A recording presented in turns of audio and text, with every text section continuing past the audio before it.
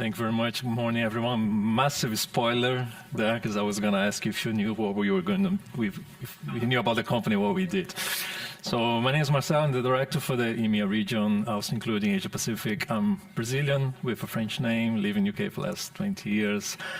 The idea for the title is just like trying to, how can we go as close to circularity, so the 100, in our packaging, but also as close to decarbonization as possible. So rather than coming here and telling you like how good our product is, I'm going to explain what we're doing to achieve that, the journey. So if you have never heard of Wall, don't feel you're alone when they invite me to go for the job interview. I have never heard of it. I know I was living 20 minutes away from the headquarters, but you probably know us without even knowing us. So the company has already 144 years old. It's an American company founded by the Ball brothers, hence the name. Start with jars. If you are in the US listening or been to the US, you might have seen jars, mason jars with the name Ball there. They still use that. It became a household name, even though it's not being done by us. We were in the plastic, steel, aluminum, in and out, various different products. Today, we are 100% aluminum packaging. We even have an aerospace division until last year. We sold that. And if you haven't heard of the James Webb Telescope, the state-of-the-art telescope taking those massive, beautiful pictures of galaxies with those hexagonal lenses, we build those lenses as well. So we work for NASA, which was quite good in the past too. We also have some quite clever people in the company doing that kind of techy stuff, but we no longer have that. This is what we do. We do aluminum cans, aluminum bottles, like this one, deodorants, aluminum cups. And you might have heard of some of our customers. Let's skip that. So this is what we do. We have 24 plants across the region in EMEA. Our headquarters for Europe is in UK. And we recently also built some state-of-the-art plants. We have one in Kettering, close to Northampton, and one in Czech Republic. This should have come earlier. So these are the customers. So if you haven't heard of us, you definitely hold some of our customers' packaging. Roughly every 2 cans, one is ours. So chances are, if you're going to break, you have a can, it's going to be ours. If not, it's okay. You can still enjoy the process. But some really famous households named that don't need introduction. So what's important rather than, and I could spend the whole time trying to preach how good cans are, better compared to the other packaging. No, that's not the point. I hope that at the end you get to know a little bit better about at least what we are doing to try to get to a better product. So a few years ago, we developed, and as Rahul, if you were here in the first presentation, was explaining the importance of having a credible path, We came with our own path. Everybody, our customers were pressuring us to have, investors, customers. So we developed our own strategy, how to do our climate transition plan. So in a nutshell, I'm going to try to give us a few snapshots of some of the key areas that we are doing. As Rob also mentioned, like we, depending on where you are, you might have more or less control of your destiny. We are unfortunately in a situation that we don't. Majority, you might have heard of aluminum, majority of the carbon footprint comes from the production of aluminum. So when we buy our cans, the coil to produce our cans, that coil comes with a massive embedded carbon already. So the idea is like, how can we influence when we don't have that, 100% control of those emissions. So one thing that we did, we have a very robust absolute 50% scope 1, 2, and 3 reduction. This is all aligned with Science-Based Target Initiative. So keeping to the 1.5 degrees according to the Paris Agreement. I was quite surprised when Raul mentioned there's a lot of people still on the 2% or 2 degrees or even above. Guys, we are in trouble if we are talking, if more than 1.5 is still tolerable, we are in trouble.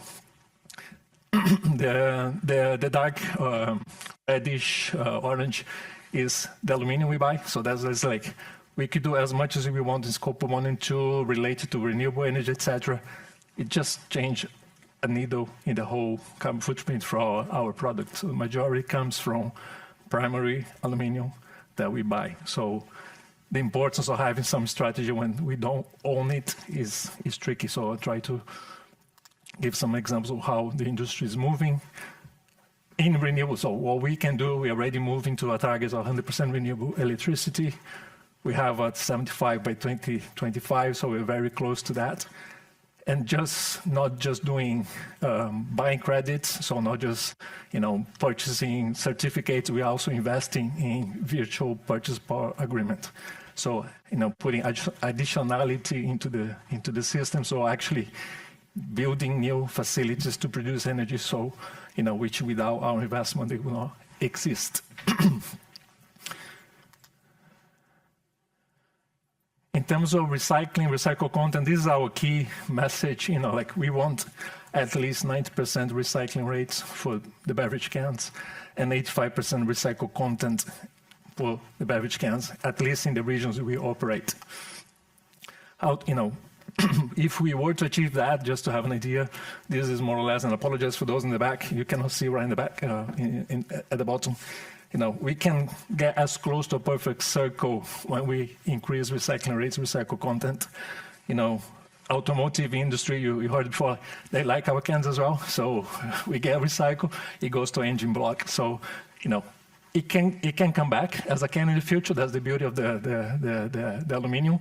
But us keeping that to can is our favorite idea, of course, so we can increase the recycled content of our product. And you can see that there's very little leakage from the aluminum at the moment. So trying to keep that as close as circular as possible, it's our aim goal here. You might have heard of the deposit return system. If you haven't, you're going to be living in a country we've won very soon.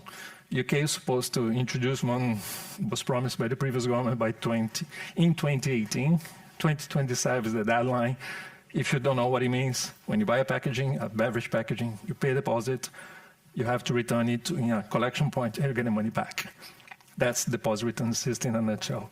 All the Nordics are doing, Germany is doing for more than 20 years, and it's going to be mandatory across Europe. So you're going to be living in one of those systems, wanting or not. The beauty of that is that it's almost a magic system that can give you 90% and above collection rate. So here's a really good way of ensuring circularity. This is just an example of the European countries that, vast majority introduced back in the 80s and early 2000s. And now this year alone, Hungary, Ireland already introduced. Turkey is going to be introducing soon. We have Austria, Poland, Belgium likely to introduce next year. UK 2027, and as I said, before 2030, every other European country. This is a really good one as well. Bol is one of the founding members of the First Movers Coalition. Again, if you haven't heard of that, it's a World Economic Forum initiative to stimulate the production of low carbon aluminum. Just, again, apologies for the people in the back, but just if you think about on the right-hand side here is like a coal production of aluminum, so coal power. So it's quite dirty in a sense in terms of high carbon intensity. Then you have more or less in the middle a global average with a little bit of hydropower, a little bit of coal. Our European load is more on the 5 to 6 tons per ton aluminum produced. What the First Movers Coalition is doing is like we want at least half of the lowest carbon available at the moment. So when we have about 5 to 6, we want that industry to go even further, and we want to try to achieve, maximum 3 tons of CO2 per tons of aluminum. So reducing, even the best, going even further of what's available. And one technology, for example, again, is very, a bit high tech, but happening right now, that is going to help to achieve that is when you produce aluminum from the aluminum ore, in that process you use anodes. And that release, is a carbon-based anode, and that releases CO2. And the new technology now is developing is like inert anode. And the idea is to, instead of producing carbon, we will produce oxygen. So it's going to be a much more cleaner right in the process of producing primary aluminum. There's also a lot of policy advocacy where we can control, we can act. So having thought leadership and pushing for new legislation, push for the right legislation as well to increase recycling rates. Packaging legislation across those countries is important. And as you can see, like different degrees of influence, where we can control more are the ones that don't really change as fast. Where we have a half of more moderate, like is circularity, but is the biggest impact we can have in the operation. So increasing recycling rates, increasing recycled content pretty much accounts for more than 50% of the carbon footprint of an aluminum can.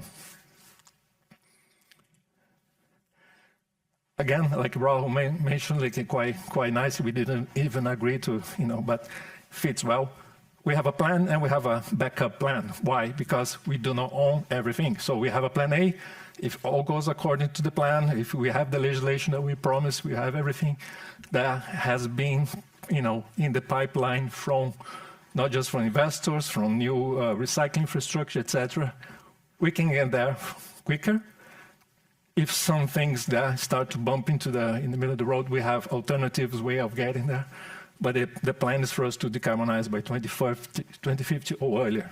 So really depending on some of those other players.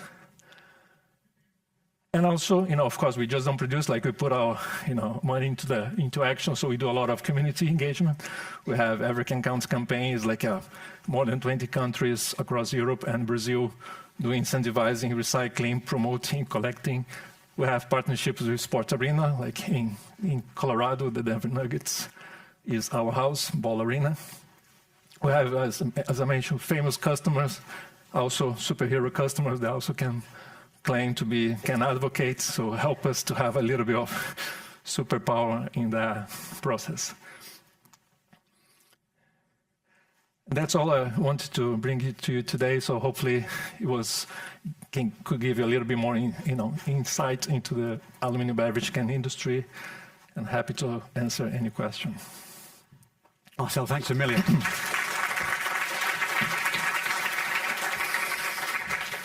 In fact, Marcel, it's my dreadful duty as host. We've got to move on to the next session. But two things struck me. One is that in Brazil, aluminium can recycling rate of 97%. In Europe, 100% since last year. Wow, and in Europe about 75%. In Brazil, the US, 45%. Europe we're doing 76% on average. UK 82%. Yeah. UK we're doing really well. Wow, massive differences, absolutely. gaps to close. Absolutely. And I also noticed that the Ball Corporation has the Ball Foundation, which gives a lot of money to the American Red Cross, who are at the forefront of climate change, doing some amazing work. And we're hearing from the American Red Cross, Noel Anderson, towards the end of the afternoon here in stage 2. So I'm sure we'll see you around for that. Thank you so much, Marcel. It's a pleasure hearing from you. Thank you very much.